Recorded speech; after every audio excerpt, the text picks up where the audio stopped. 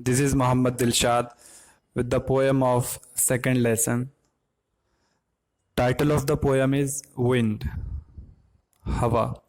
The wind blows strongly and causes a lot of destruction. How can we make friends with it? हवा चलती है बहुत तेज़ी से, यानी जब बहुत तेज़ हवा होती है तो ये बहुत सारी चीज़ों की बर्बादी का सबब बनती है। हम इसे किस तरीके से अपना दोस्त बना सकते हैं? In this poem, we will read about wind when it blows very fast and strongly. Then what happens? हवा जब तेज़ चलती है तो क्या होता है, इसके बारे में हम पढ़ेंगे। और हवा से किस तरीके से, यानी हवा की वजह से जो नुकसान होता है उससे कैसे बचाया जा सके अपने आप को, उसके बारे में भी हम पढ़ेंगे। इस पोएम के बारे में जान लें। ये पोएम लिखी थी सुब्रमण्य भारती ने। Subramanya Bharti he was born in 1882 and he passed away in 1921. He was a great Tamil poet. एक मशहूर तमिल पोएट थे। Famous for his patriotism in the pro independence era, जो आज़ादी से पहले के टाइम में भी अपने देशभक्ति के लिए अपनी मशहूर थे। उन्हीं की ये पोएम है विंड, यानी ये पोएम लिखी थी उन्होंने तमिल लैंग्वेज में, और तमिल लैंग्वेज से इसको ट्रांसलेट किया A.K. रामानुजन ने, जो कन्नड़ा और इंग्लिश लैंग्वेज के एक्सपर्ट रहे। चलिए शुरू करते हैं। विंड कम सॉफ्टली, हवा आहिस्ता आती है। Don't break the shutters of the windows, windows के जो शटर होते हैं उन्हें नहीं तोड़ती है। डोंट स्कैटर द पेपर्स, पेपरों को नहीं बिखेरती है। Don't throw down the books on the shelf, और किताबों को यानी बुक्स को नीचे नहीं फेंकती है। There look what you did, ये देखो तुमने क्या किया।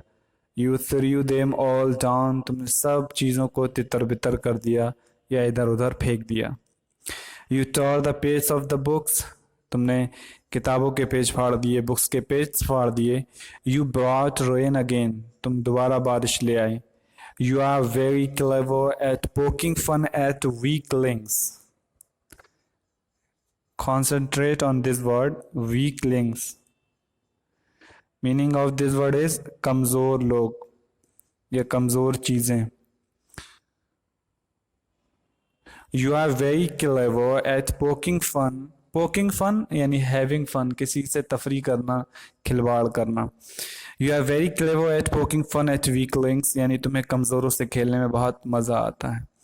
Fail crumbling houses, आसानी से तोड़े जाने वाले घर।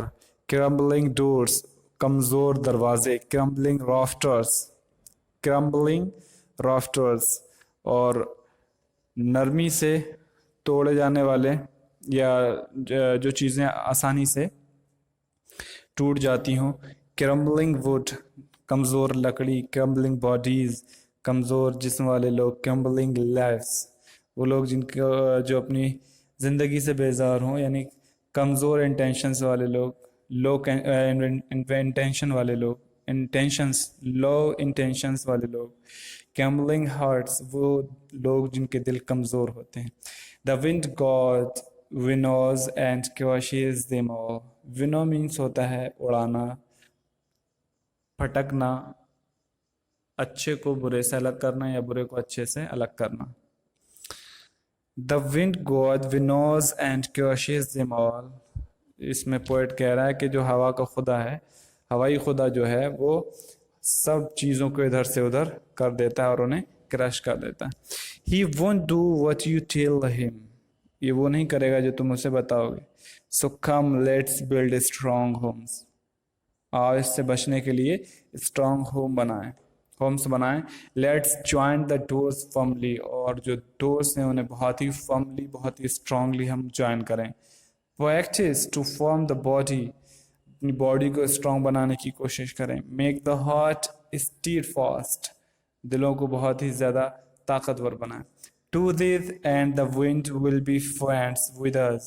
ये कीजिए, हवा हमारे साथ दोस्तों की जैसा रवैया या बिहेव करेगी. The wind blows out weak fires. हवा कमज़ोर यानी बहुत छोटी आग को इधर से उधर उड़ा देती है. He makes strong fires raw and flourish. हवा तेज आग को और भी ज़्यादा भड़काती है और उसे चमकाती है. His friendship is good. हवा की जो दोस्ती बहुत अच्छी है. We praise him every day. और हम हर दिन उसकी तारीफ करते हैं, प्रेस करते हैं उसकी. तो इसमें बताया था कि हवा नॉर्मली जो चलती है बहुत आहिस्ता चलती है, और हवा जब आती है नॉर्मल वे में, स्टार्टिंग की कुछ लाइन्स हैं कि जब नॉर्मली यूजुअली जब हवा चलती है तो उससे कोई हार्म नहीं होता, कोई नुकसान नहीं होता. But when it is strongly blowing, और जब ये बहुत तेज़ चल रही हो, in that situation many things get distracted. बहुत सारी चीज़ें तबाह हो जाती हैं, बर्बाद हो जाती हैं.